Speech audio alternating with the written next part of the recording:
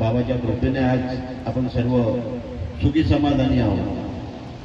पण विशेष म्हणजे असं आज या कार्यक्रमाच्या निमित्ताने मी बोलेन का आम्ही आमच्या नजरेनं पाहतो गटागटामध्ये खूप थोडे वाद निर्माण झाले आहे। गिरटकर भाऊनं सर्व समजून सांगितलं, अन्य काही मार्गदर्शन इकडल्याही परिसरामध्ये तसेच बोलले, पण प्रत्येकापाशी एक मार्गाची नियमावली आहे। त्या मार्गाच्या नियमावलीमध्ये बाबांनी आपल्याला 4 तत्व 3 शब्द 5 नियम अशी बाराखडी लिहून दिलेली आहे। आणि आपण अज्ञानी होतो, या मार्गामध्ये याच्या अगोदर आपण अज्ञानी होतो, पण आज आपण ज्ञान आपल्याला प्राप्त झालं। आपल्या गुरु जे आहे ज्ञान परस योगी, त्यांच्या माध्यमातून आपण जे चर्चा बैठकीमध्ये आपले जे मार्गदर्शक आहे, वरिष्ठ मार्गदर्शक आपले अध्यक्ष यांच्या माध्यमातून आपण काहीतरी शिकलो। आणि शिकल्याच्या नंतर तरी पण आपण जर अज्ञानी बनून राहत असाल तर मग आपला काही अर्थ नाही। एकदम सोप्या भाषेमध्ये आपल्याला आपल्या बाबांनी नियमावलीमध्ये सर्व गोष्टी समजून दिल्या आहेत।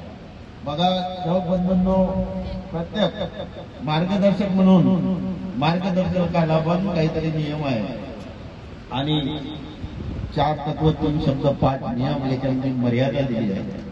आपण प्रत्येक सेवकाने जर मर्यादेमध्ये वागलो, मर्यादेमध्ये बोललो, सत्याचं आचरण आपल्या अंगी ठेवलं, आपल्याला भगवंत कोणत्याच गोष्टीची कमी पडू देत नाही। आमचा मार्गदर्शक म्हणून उद्देश हाच आहे, त्याच्या बाबतीत आम्ही दुरुस्त झालो। आमच्यावरही खूप दुःख होते, एक रुपयासाठी मोठा झालो होतो। बाबाच्या कृपेनं कुणीतरी आम्हाला तुमच्यासारखा सेवक मिळाला, त्यांनी आम्हाला या मार्गाची रूपरेषा समजून सांगितली। आम्ही त्या मार्गदर्शकापर्यंत गेलो आणि मी स्वतः माझा अनुभव सांगतो का मी जेव्हा मार्गात आलो तर बाबाला फक्त एवढं बोललो होतो का मी 500 रुपये रोजी कमवू शकलो पाहिजे, एवढी माझ्यामध्ये ताकद द्या। आज अशी भगवंताची कृपा आहे की आज मी माझ्या स्वतःच्या दुकानामध्ये माणसं ठेवले आहेत, तर त्याचा पगार मी 45,000 रुपये जोडतो।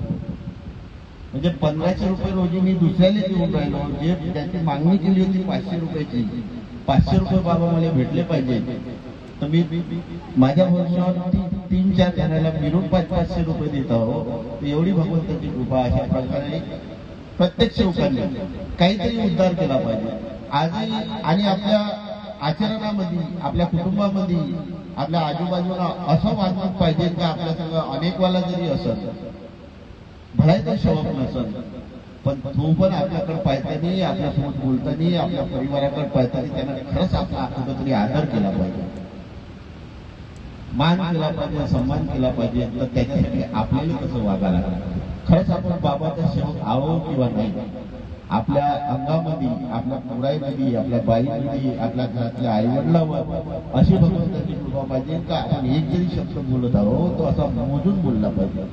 अगाऊची भाषा आपल्या मुखातून निघली नाही पाहिजे, आपण कोणाला अगाऊ बोललं नाही पाहिजे। आपण जर आपल्या घरामध्ये तसं आचरण ठेवू तर आपल्या पोरबाळही तसंच वागत। आणि हे जेव्हा अनेक लोक, आजूबाजूचे लोक जेव्हा ह्या गोष्टी पाहिजे तर खरंच तो मार्गाला आपल्या चांगला समजायचा वापरे। हा माणूस पहिले कसा होता, याचा परिवार कसा होता, याच्या घरामध्ये झगडे भांडणं होत होते किंवा अन्य काही दारू घेत होता, कोणी पडून राहत होता, 1-1 रुपयाला मोठाच झाला होता, पण आज त्याच्यापाशी सर्व गोष्टी आहेत। ह्या सर्व गोष्टी कोण घडवून आणल्या, त्या एका अगरबत्तीची कृपा झाली असं लोकांना वाटलं पाहिजे। आणि आपल्यापासून 4 सेवक बोलले पाहिजे। इतकंच बोलून मी माझे 2 शब्द पूर्ण करतो।